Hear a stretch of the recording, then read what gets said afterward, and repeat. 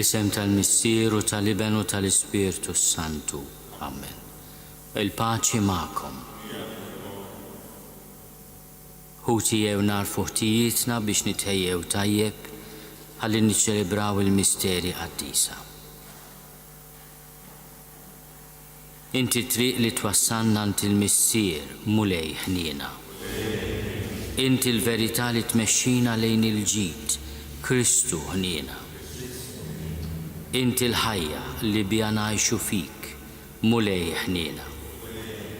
Jeħenna lina Alla li jista' kollox jaħfrilna dnubietna u jwassalna għal ħajja ta' dejjem. Nitolbu.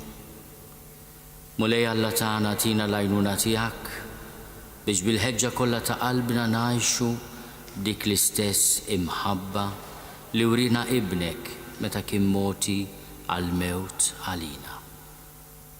U li Alla u miegħek jgħixu jsaltan flimkien mal-Ispirtu Santu għal dejjem ta' dejjem.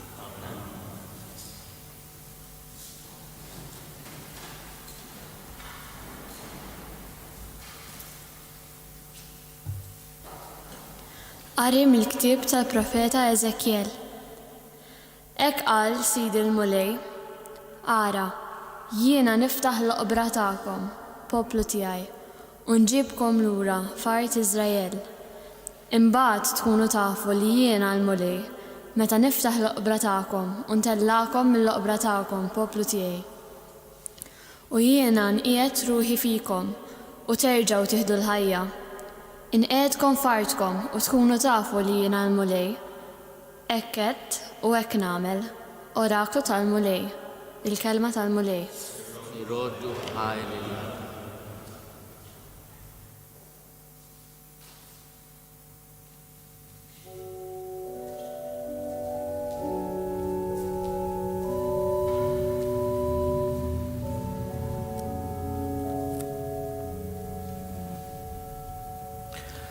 Anti il-mulej emittiba,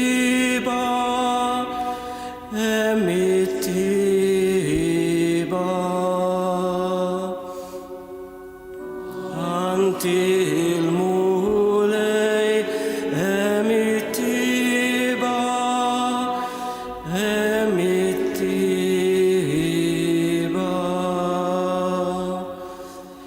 Min iħlar tinsejjaħlek mulej, isma' Sidi l-leħen tiegħi, ħajkunu widnejk miftuħa, jienu nitolbok bil-ħniena. Anti il-mulej emittiba,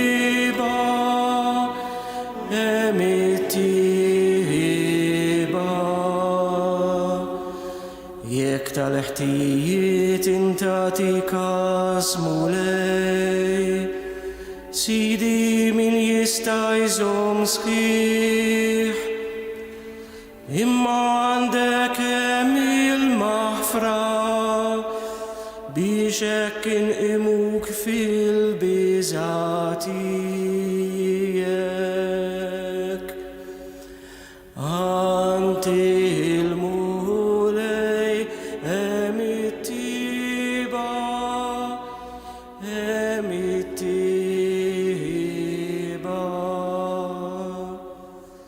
jien lil-mulej nistenna,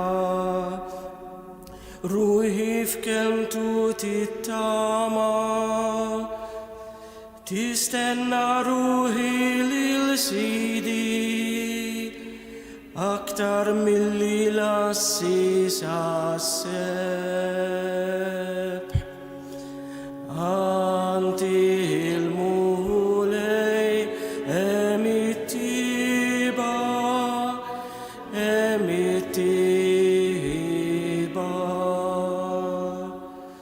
jistenna Iżrael il-mulej, għax anti il-mulej emittiba, u jifdi lill-Iżrael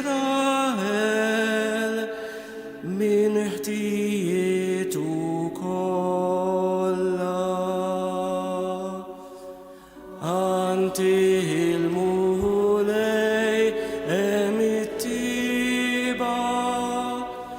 emittiba.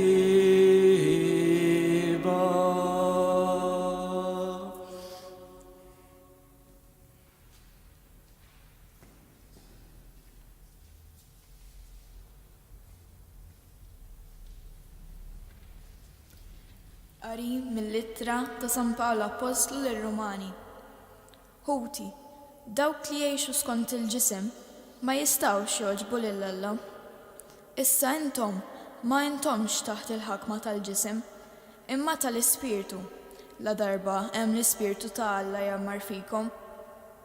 Jekk xi ħadd ma għandux fih l-Ispirtu ta' Kristu, dan mhuwiex tiegħu. Jekk Kristu jammar fikom, għalkemm il-ġisem hu mejjed minħabba fid-dnub, imma l-Ispirtu u ħajjitkom minħabba l-ġustizzja. Jekk l-Ispirtu ta' dak li qajjem lil Ġesu mill-imwiet jammar fikom, Alla stess li qajjem lil Kristu mill-imwiet iqajjem għall-ħajja wkoll il-ġisem mejjed tagħkom bis-saħħa tal-Ispirtu li jammar fikom. Il-kelma tal-Mulej.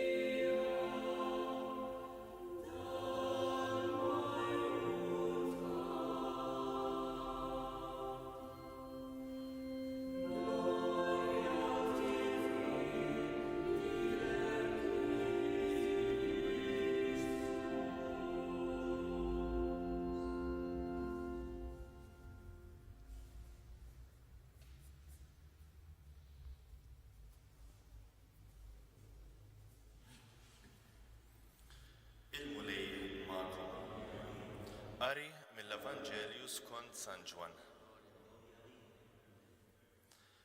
F'dak iż-żmien kien hemm wieħed marid, Lażru, minn Betanja, ir-raħal ta' Marija u oħt ta' Marta. Marija kienet dik li dilket il-mulej b'żejt fuq u xxuttatulu riġlejh b'xuxita. U Lażru, il-marid, kien huwa. Iż-żewġ nisa batu jgħidu lil Ġesu, Mulej, ara, ħabibek marid. Meta sema l-aħbar Ġesu qal, din mhijiex marda tal-mewt, iżda hi għall-glorja ta' Alla, biex biha tingħata glorja lil-liben ta' Alla. Ġesu kien iħobbhom lil Marta u lill-oħta u lil Lażru. Meta sema li dan marat, baqa' jumejn oħra fejn kien. Imbagħad qal lid-dixxipli, ejjew nerġgħu immorru il-Ludija. Qalulu d-dixxipli, Rabbi, il-lud għadhom kemm kienu qegħdin ifittxu li jħaġruk u int reġa' sejjer hemm? Weġibhom Ġesu, mhux 12 siegħa fiha l-ġurnata, sakemm wieħed jimxi binar ma jitfixkilx, għax ikun qiegħed jara d-dawl ta' din id-dinja. Imma jekk jimxi bil-lejl jitfixkel għax ma jkollux dawl. Qalilhom hekk u mbagħad is-sokta jgħidilhom ħabibna Lażru rieqed, imma ħammur u nqajmu. Qalulu d-dixxipli, Mulej, jekk kienu rieqed jiġifieri se jfieq? Iżda Ġesu kien tkellem mill-mewt tiegħu u huma ħaduha li kien qalilhom fuq l-irqad ta' meta wieħed ikun bin-nas. Imbagħad għalilhom ċar u tont, Lazzru miet. U jiena nifraħ minħabba fikom li ma kontx hemm, ħalli temnu, iżda jew immorru saħdieħ. Tumas imlaqqa mit-tewmi qal lil sħabu d-dixxipli, immorru aħna wkoll ħammutu miegħu.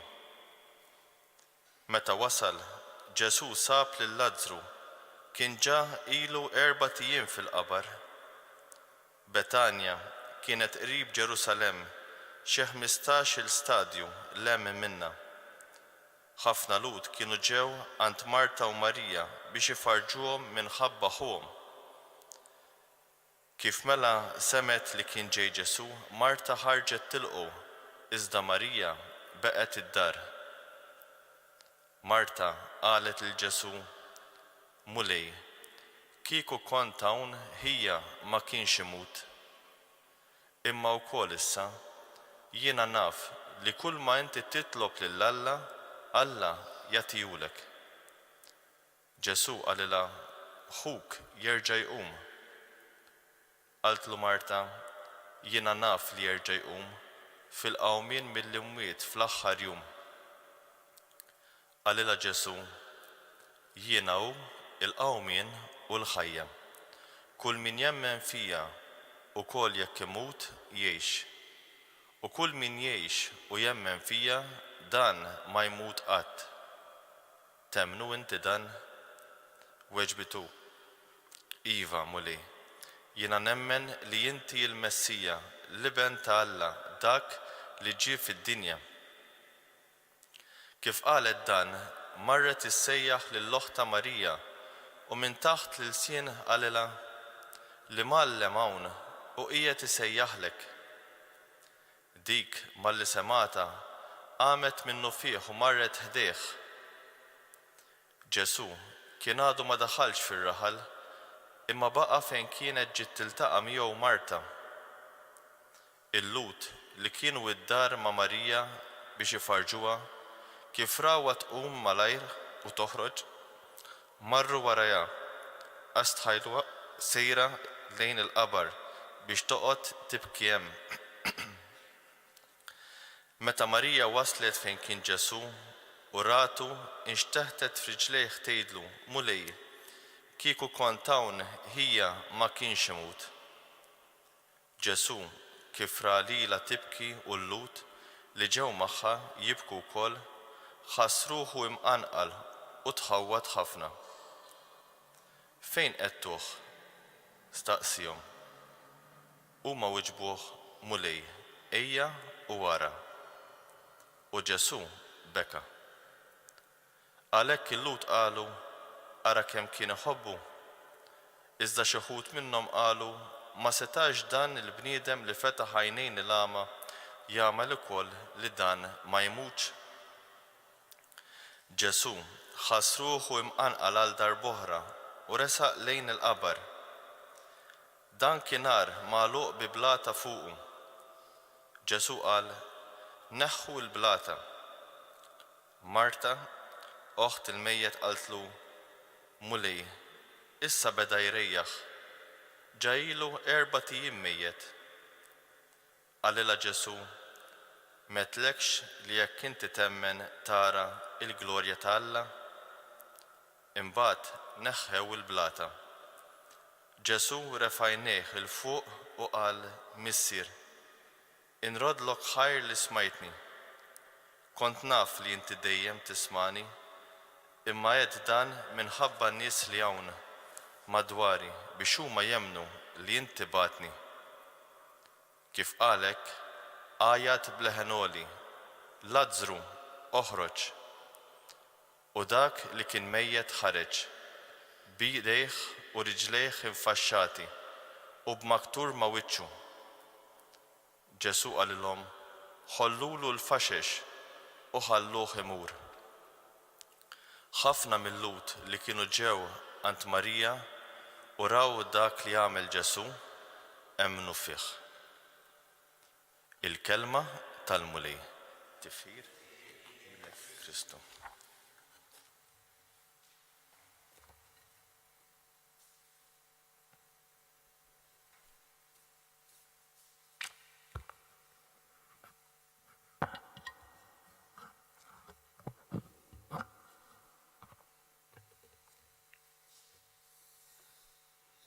Mulej, kieku kont hawn, ħija ma kienx imut. Marija bħal Marta oħta hija mnikta minħabba l-mewt ta' ħuhom Lażru. Tirrepeti l-istess kliem li kienet qalet l-istess oħta ftit qabel. Mulej, kieku kont hawn, ħija ma kienx imut.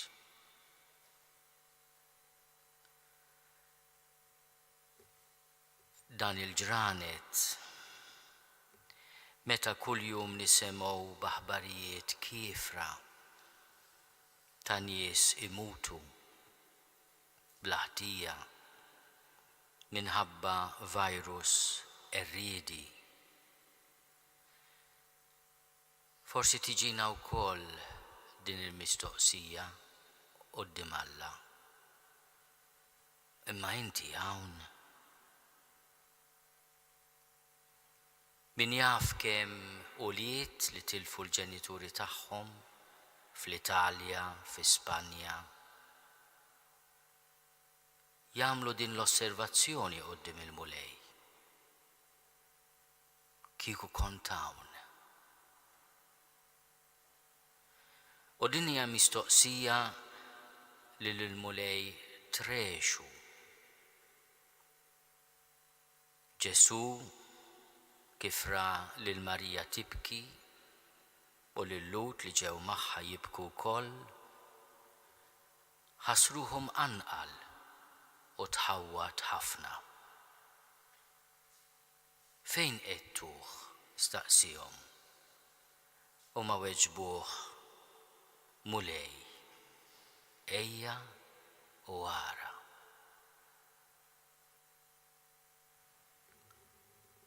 Dan il-kliem isegwi, għal dan il-kliem isegwi l-iqsar vers li nsibu fl-Evanġelju ta' San Ġwan. Il-vers 35 ta' dan il-kapitlu 11, li fih 3 kelmiet, weħidhom għalihom. U Ġesu beka. Kien konxu li huwa liben Alla magħmul bniedem, kien konxu mill-missjoni tiegħu.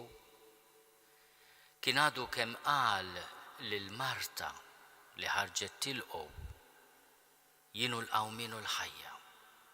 Kull min jemmen fija ukoll jekk imut jgħix. U kull min jgħix u jemmen fija dan ma jmut qatt. Temnu inti dan? Għalkemm kien konxu mis-seta tiegħu fuq il-mewt,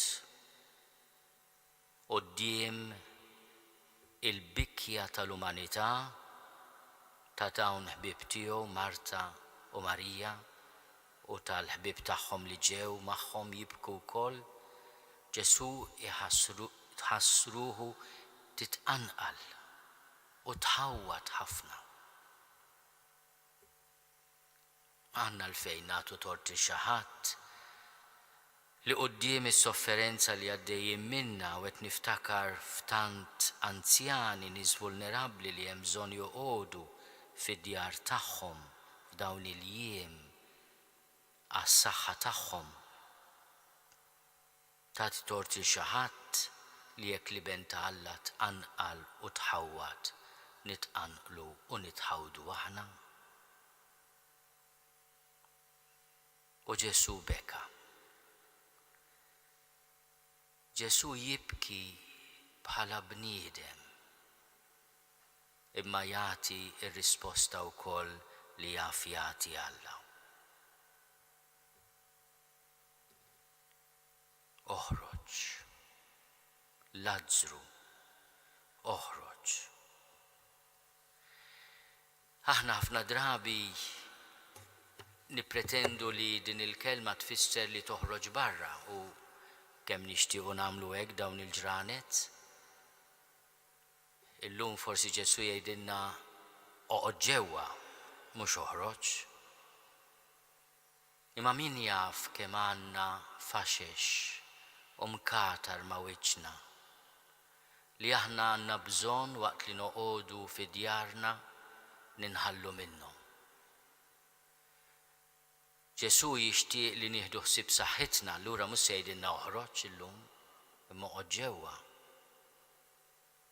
Imma jgħidilna biex noħorġu mill-fost tagħna li aħna kabbarna matul is-snin, forsi anke xi qamat fuq wiċċna li bih maħniex kapaċi naraw il-wiċċ tiegħu fil-proxmu.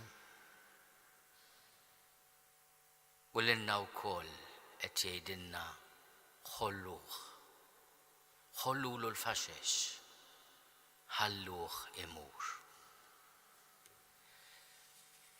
Il-qawmien tal-Ażru huwa xhieda tal-qawwa ta' Ġesu li tgħaddi wkoll fil-Knisja tiegħu.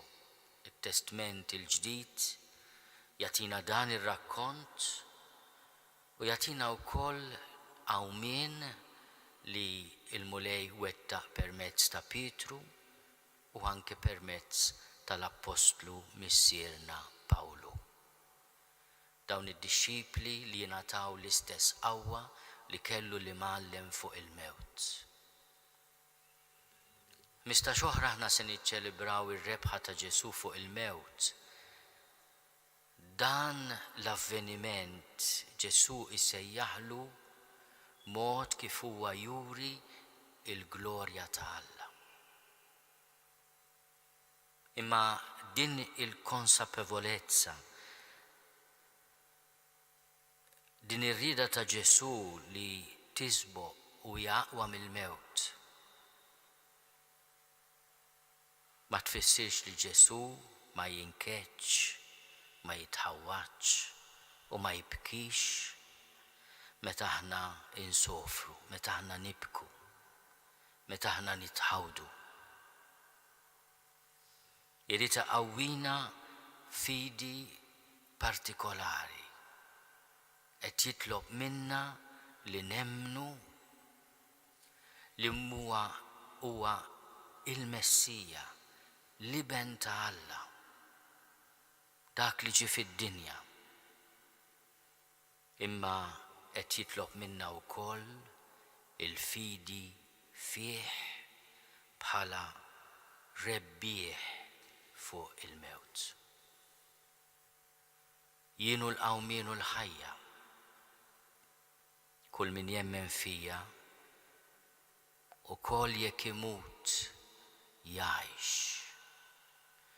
U kull min jgħix u jemmen fija dan ma jmut qatt. Dawn huma l-kliem li l-Knisja tfakkarna kull meta aħna nitfnu lil xi ħadd għażiż għalina. Huma l-kliem li s-saċerdoti tagħna qegħdin ilisnu ħdejn l-oqbra tal-iżiż tagħna li minħabba fiċ-ċirkustanzi mhux qed ikollna possibilità insellmulhom kif nixtiequ fil-knejjes tagħna bl-Ewkaristija tal-funerali. Imma dan il-kliem li jibqa' jidwi fit-tislima tagħna lilhom. Kull min jemmen fija jgħid Ġesu, ukoll jekk imut jgħix. U kull min jgħix u jemmen fija dan ma jmut qatt. Il-mistoqsija li għamlilna Ġesu illum hija dik li jagħmel lil Marta. Temnu inti dan? Iva mulej, jiena nemmen.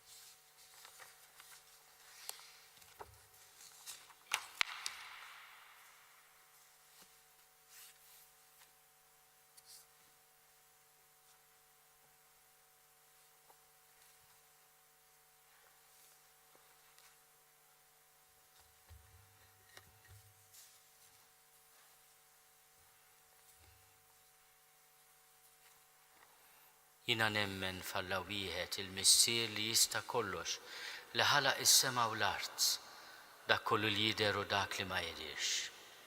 U f'mulej wieħed Ġesu Kristu iben waħdini ta' Alla, imnissel mill-missier qabel kull żmien. Alla minn Alla, dawl minn dawl, Alla veru minn Alla veru. Imnissel mhux magħmul, natura waħda mal-missier u bih sar kollox. Niżel mismewwiet għalina l-bnedmin u għal-fidwa tagħna. U ħal-ġisem bis-seta tal-Ispiritu Santu minn Marja Verġni u sar bniedem. Salbu ħalina bata taħt Ponzju Pilatu, miet u difnuh, u fit-tielet jum qam minn bejn l-imwiet skont il-kotba mqazza u tela s-sema u qiegħed fuq il-lemin tal-missier. Gwandu jeġa jiġi bil-glorja biex jagħmel ħaq mill-ħajjin u mill-mejtin, u s-saltna tiegħu ma jkollix tmiem. U fl-Ispiritu Santu mulej li jagħti l-ħajja, li ġej mill-missier u mill-liben, li hu meqjum u mweġġa' flimkien mal-missier u mal-liben, u li tkellem b'fomm il-profeti. U fi Knisja waħda, Quddiesa, Kattolika, Apostolika, nistqarma mudija waħda l-maħfra ta' dnubiet u nistenna l-qawma mill-imwiet u l-ħajja ta' żmien li ġej. Amen.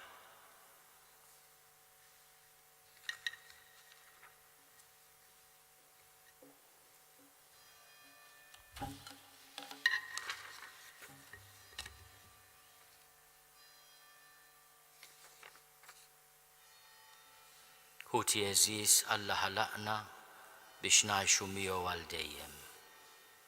Nistqarru l-fidi tagħna fi Kristu, il-qawmien u l-ħajja tagħna, waqt li noffru dawn it-talbiet tagħna.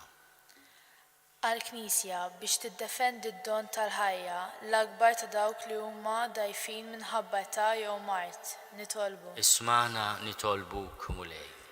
Għall-bnedmin kollha li jaħdmu favur il-ħajja u d-dinjità tal-bniedem, nitolbu. Ismana nitolbuk mulej.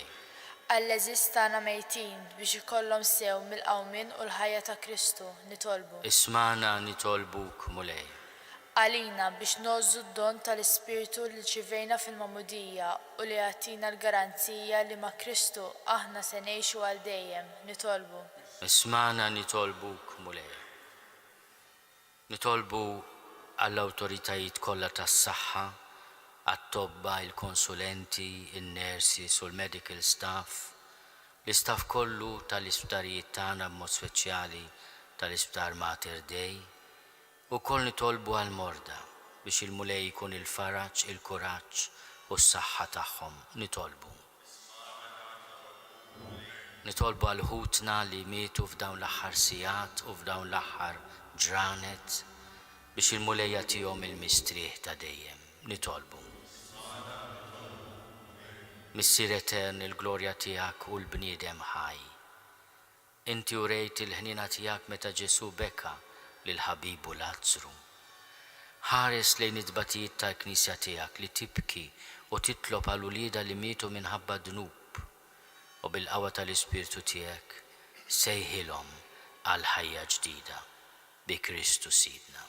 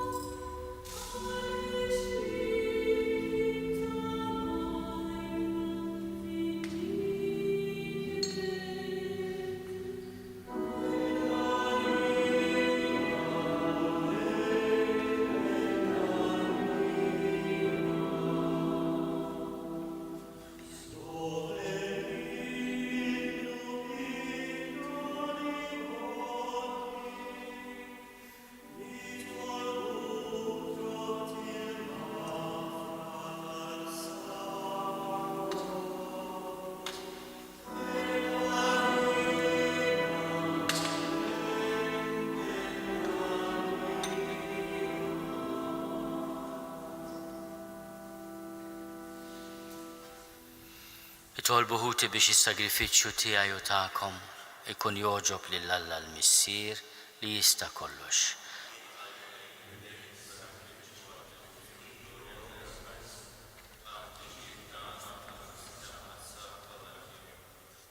O Alla li tista' kollox għati widen għat-talb tagħna u bis-saħħa tas-sagrifiċċju li nofrulek naddaf lil qaddejja tiegħek li minn għandek ħadu t-talim tal-fidi nisranija bi Kristu Sidna. Il-mulej magħkom. Nerfgħu lubna l-fuq. Niżuħaj lill-mulej Alla tagħna. Sewa u xieraq tas-sew mulej Missier Quddies Alla ta' dejjem li tista' kollox. Tajjeb u taġid tas-salvazzjoni tagħna li dejjem u kullimkien inrodulek ħajr bi Kristu Sidna. U bħala bniedem veru beka lil ħabibu Lazzru. U bħala Alla li hu minn dejjem għajmu mill-qabar. Hekk ukoll eħenna lina l-bnedmin u jagħtina ħajja ġdida bil-misteri Quddiesa tiegħu.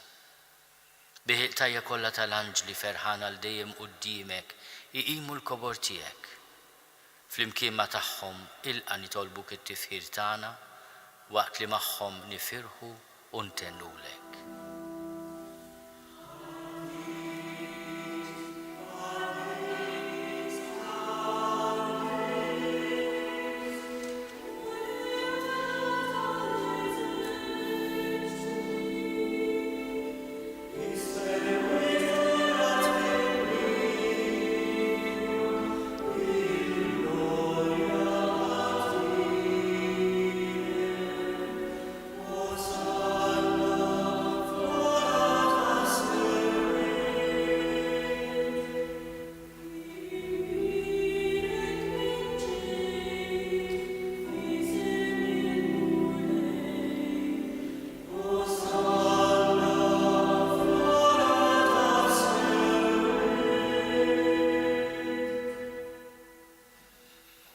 Quddies tas-sewint mulej inti lajn ta' kull qdusija. Qaddes għalhekk nitolbuk dawn l-offerti bil-barka tal-Ispirtu tiegħek biex isiru għalina il-ġisem u d-demm ta' Sidna Ġesu Kristu. Li meta kien se jingħata biex minn raħibati ħal-ħobs, ratti l-ħajr qasam, tali d-dixxipli tiegħu qal: ħudu u kulu l-kol minn dan, għax dan huwa ġismi li jingħata għalikom.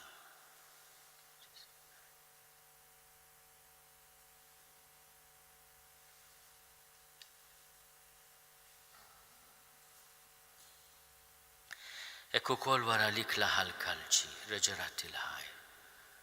Tali d-dixxipli tiegħu qal: ħudu u ixorbu minnu l-koll. Għax dan huwa l-kalċi ta' demmi tal-patt il-ġdid li jibqa' għal dejjem. Id-demm li jxerret għalikom u għall-bnedmin kollha għal maħfra ta' dnubiet. Għamlu dan tifkira tiegħi.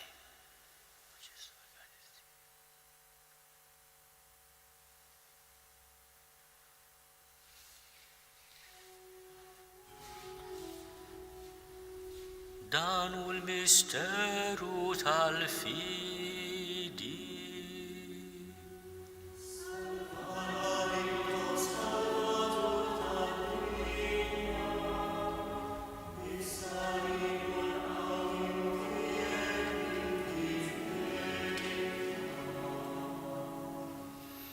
Għalhekk aħna u nagħmlu dan tifkira tal-mewt u l-qawmien ta' Sidna Ġesu Kristu. Nofrulek mulej il-ħobs tal-ħajja u l-kalċi tas-salvazzjoni. Unrodulek ħajra xoġbok tilqana u nħuddimek biex naduk. U minn ċokontana nitolbu li l-Ispirtu Santu jaqqadna f'ġisem wieħed lilna li nieħdu sehem il-ġisem u d-demm ta' Kristu.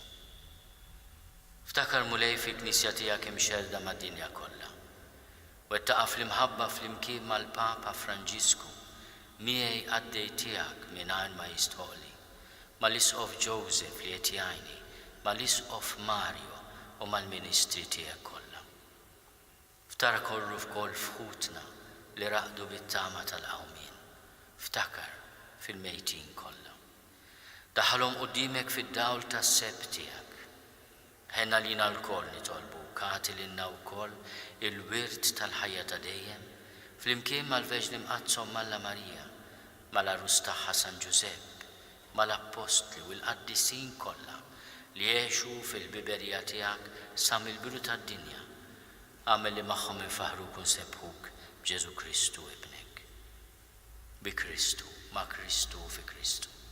Jingħata lilek Alla missieri tista' kollox flimkien mal-Ispiritu Santu. Kull ġieħu glorja għal dejjem ta' dejjem. Ejjew nitolbu kif għallimna u dinna nagħmlu Ġesu li ben ta' Alla għas-salvazzjoni tagħna. Missierna li inti fis-smawwiet jitqaddis ismek tiġi saltnatek. Ikun li trid int kif is-sema jgda fl-art. Ħobżna ta' kuljum atina llum. Aħfrinna dnubietna bħalma naħfru li minnu ħati għalina. La ddaħħalniex fit-tiġrid, iżda eħlisna mid-deni. Eħlisna nitolbuk mulej minn kull deni.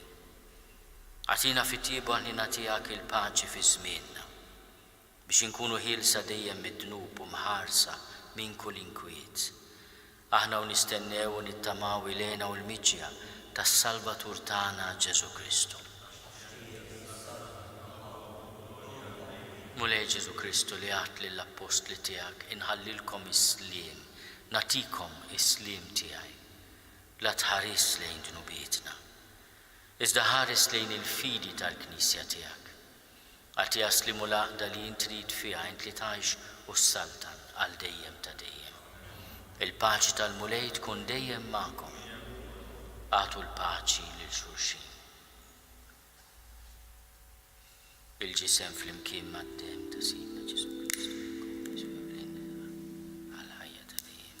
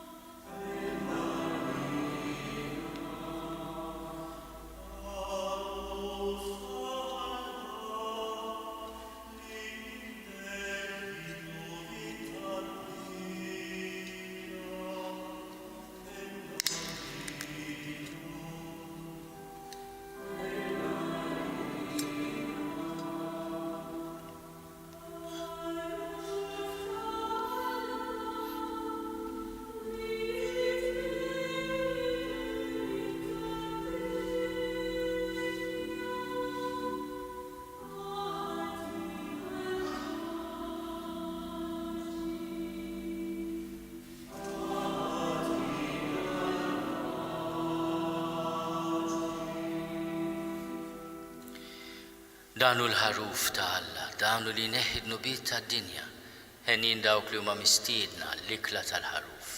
Mulej ma jistoqlix li tidħol taħt is-saqaf tiegħi, iżda jbiss kelma waħda u ruħi tkun infejha.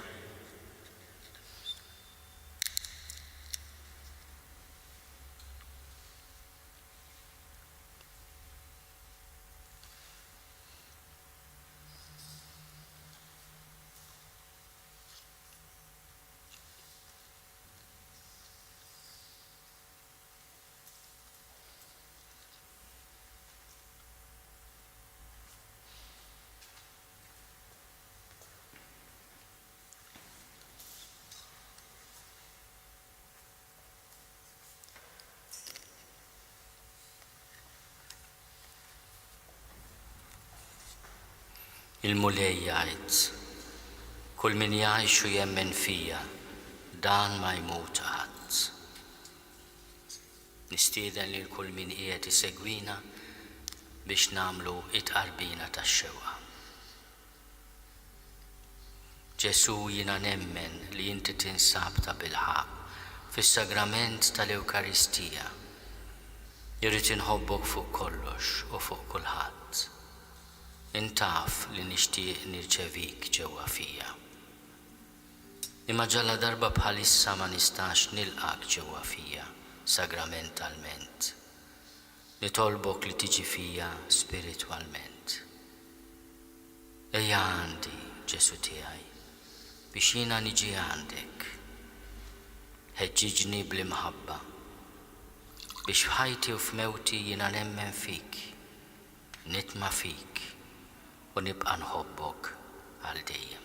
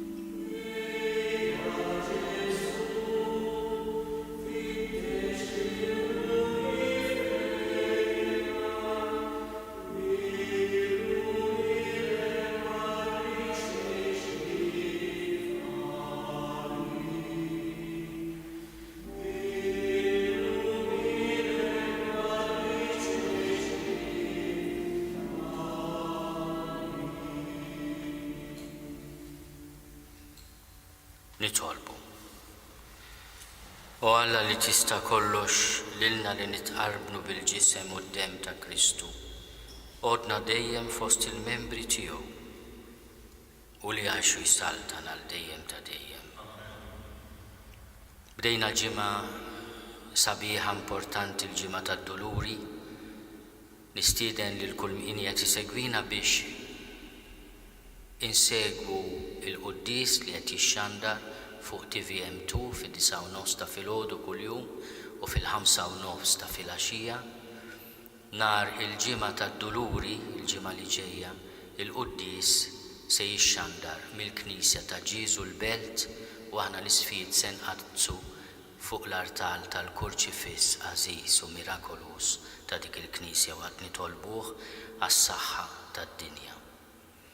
Inħeġġeġ ukoll il-familji tagħna biex minn din il-ġimgħa nibdew narmaw is-slaleb fit-twieqi u galleriji. Ma jistax ikollna purċissjonijiet dis-sena, nippruvaw nesprimu d-dovizzjoni tagħna kif nistgħu fid-djar tagħna, basta ma naħarqu mkien b'xi xema, noqogħdu attenti, isemgħu minni, imma kemm tkun ħaġa sabiħa li fit-toroq tagħna jiddi is-salib ta' Ġesu. Il-mulej ma'kom. Iberikkom Alla li jista' kollox, il-Missier u l-Iben u l-Ispiritu Santu. Morru fil-paċi ta' Kristu.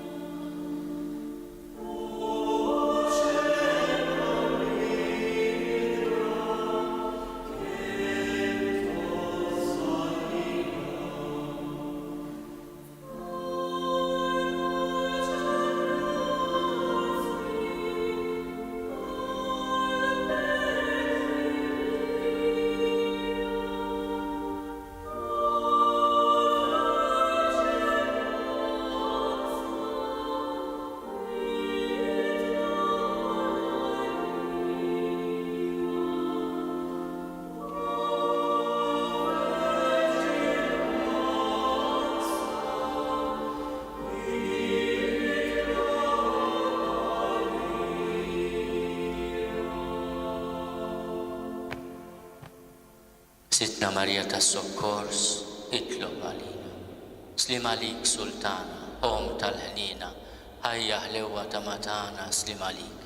Lilek inajtu għaliex aħna turufnati u li teva. Lilek li tnidu aħna li nibku norfu dan għal-bit tal-muħ.